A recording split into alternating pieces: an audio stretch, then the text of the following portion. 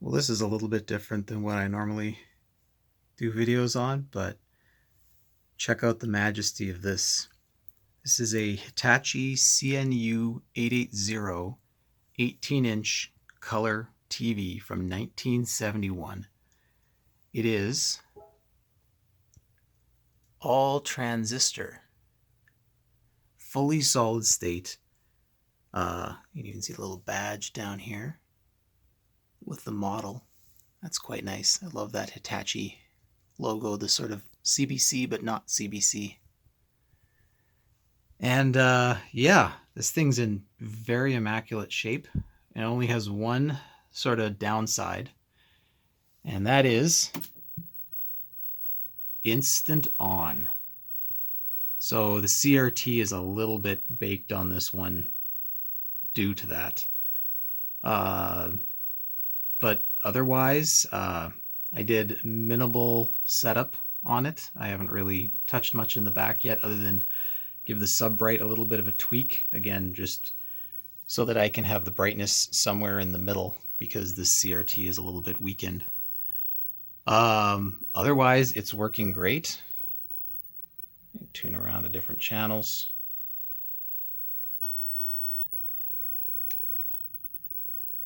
And of course, I'm using the continuous UHF tuner. So it's a little bit tricky to tune in different stations. Oh, that one's dead.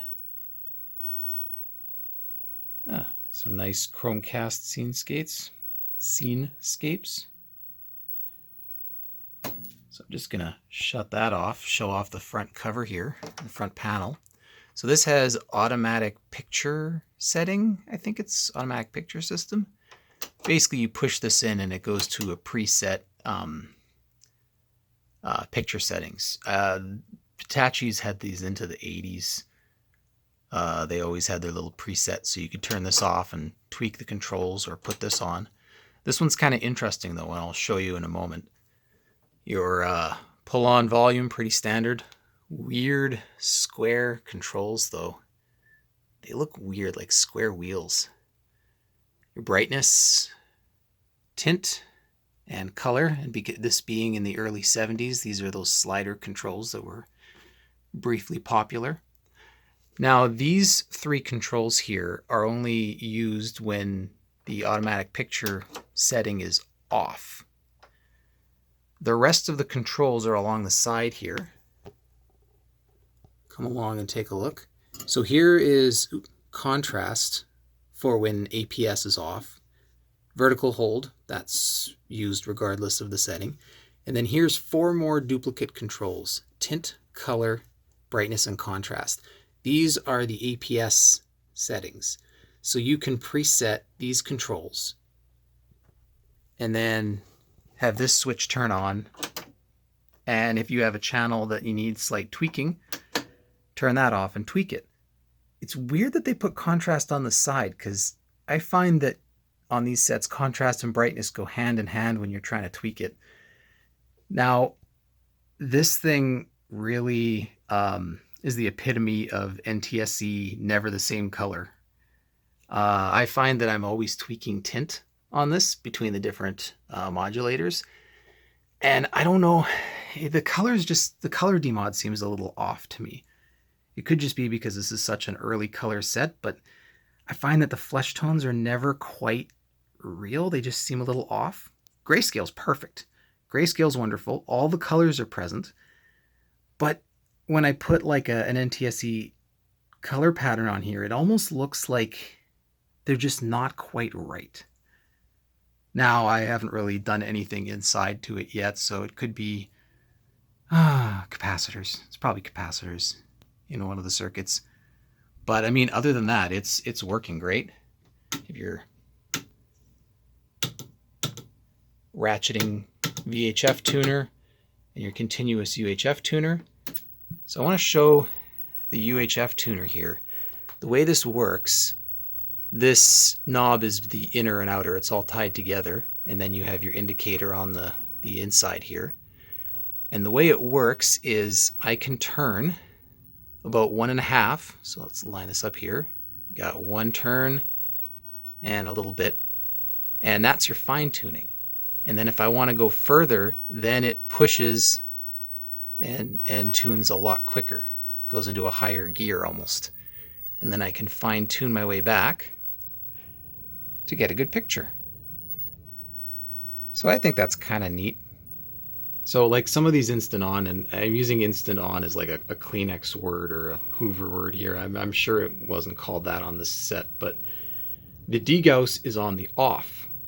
So when I turn this switch off, it'll de-gauss very loudly. I don't know how well the camera picked that up, but it's delightfully loud.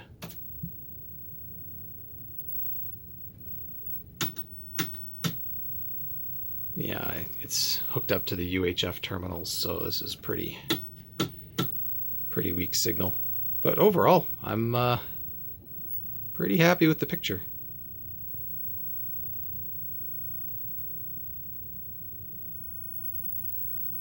That's the camera washing out the colors. And here's some modern content, complete with the buzz from all the text on the screen. Bubble that we're expecting to see brought back by April 19th. And the reason he was asked that was because the last couple of days, New Brunswick has been reporting more cases. So there were some... It's honestly not that bad. I have newer TVs that buzz more than this. Here's a look inside. This looks like an early 70s Hitachi TV. All the convergence controls on this board here. A little adjustment instruction. I've already gone through these. Some of these are maxed out in one way or another, so I couldn't quite get it perfect. I suspect that's just parts drifting over time, or the CRT itself aging. It's kind of cool. CRT is actually upside down in this, which I think they did a lot of. I've actually vacuumed this out. It was much dustier when I got it. All original parts, except for one. I accidentally popped the AC fuse inside here when I was dicking around with this, and in my brain went, what's a hot chassis? So yeah, I had to replace a little 2.5 amp fuse. I don't know if we can see it down there. This is built very weird. So you've got circuit boards like this, and these little standoffs. If you pop these 3 plastic standoffs, this board actually hinges out. You can see it hinges right there. Yeah, there it is. So there's a hinge part there and there. So it hooks in and spins around, or you can remove it entirely. So it's somewhat accessible, but kind of a pain. Got my balance sitting back here.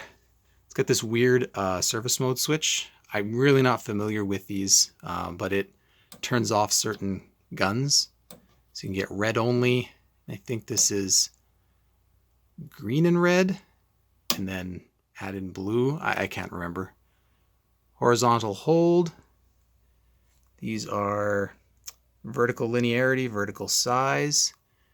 Your video peaking control, which doesn't do anything, and I suspect that's part of the whole soft picture problem I'm having. Blue drive, green drive, your screen controls over here. Now, I'm not familiar with this age of CRTs, and this does not have a focus control. I think it's a fixed focus voltage. And the problem I have is this is a little bit soft. Like if this was a newer TV, I would immediately go and tweak the focus control. But I can't. So I remember reading that older Japanese sets, or even newer, cheaper sets, they just use like a fixed voltage. So, I mean, I might go and try and find the service manual for this to see if that's something I could tweak. Take a look inside here. This tuner was very, very dirty. Luckily, I was able to just spray a bunch of contact cleaner in from these top holes, and it works perfectly now. Same thing, those two slider controls for color and tint were just awful, but I was able to spray in contact cleaner from the front. In my experience, sliders are the worst. Like, I'm kind of glad they didn't take off. When you're turning when you're turning a dial, right? Rotary, the way your arm is set up, you have precise control over where you want that control to end up, right? I want to turn it to here. Perfect. Slider, you're going like this. So you're pushing and you're going to go too far, too back. So you have to kind of rest your hand and slide it. It doesn't work as well for the human hand. Not to mention, as they get older, they jam up when they get loose. So they'll jam this way, they'll jam that way. They seem to be more prone to dirt because they have a big, long hole for dirt to get inside. So you're constantly cleaning them. Yeah, they were a fad. I don't like them. I mean, really, these controls needed almost no cleaning.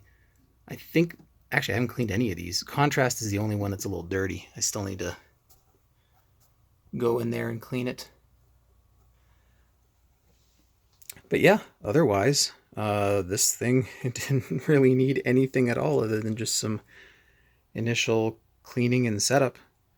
Not sure how much further I want to go. I suspect any of the soft picture and other small issues I'm having are just due to a weak CRT.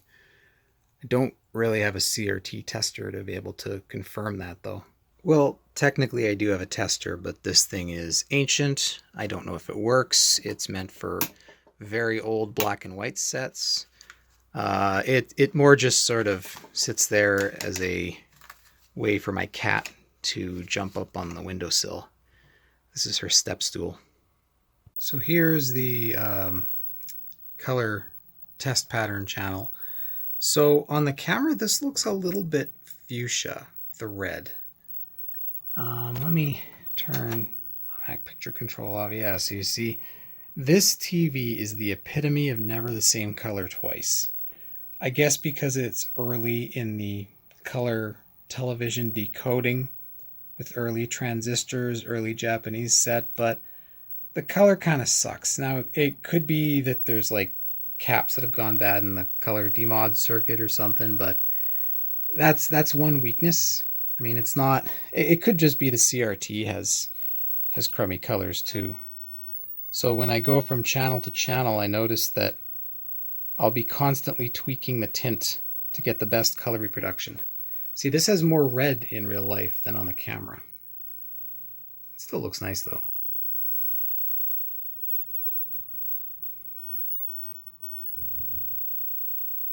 Like, it's still totally watchable.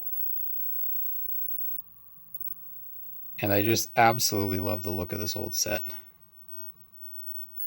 Although I wish this UHF tuner was a little bit nicer. This was definitely designed with the idea of only having a few UHF channels, not all your channels on UHF. Later Hitachi models would actually have a proper ratcheting tuner with the ones and the tens number that would change. I think that might have even been mandated to not have a continuous UHF tuner on newer TVs. So I grabbed the oldest VCR that I own, this RCA VDT 350 from around 1979. Still a good 8 years newer than the TV, but also it needs a total service. It works, but belts need some replacing and it needs a full lubrication.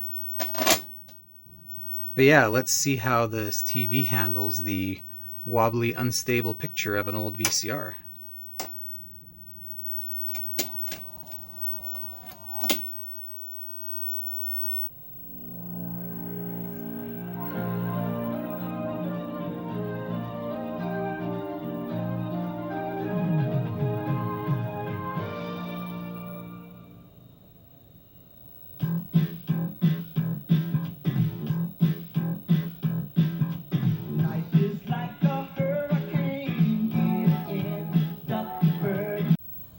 I don't know how well this is going to come off with the camera and YouTube compression, but there is a lot of noise on the picture on VHF. UHF seems to pull in a lot better. Yeah, see right there. Even with the strongest source that I provided on VHF, still seems to have these noise bars, and I believe these are probably just from all the crap I have in my house. But UHF tunes a lot better. Just cleaning this control seems to have made it better. As you can see, it's still a little bit dirty, but it's way better than it was. Yeah. See the noise there.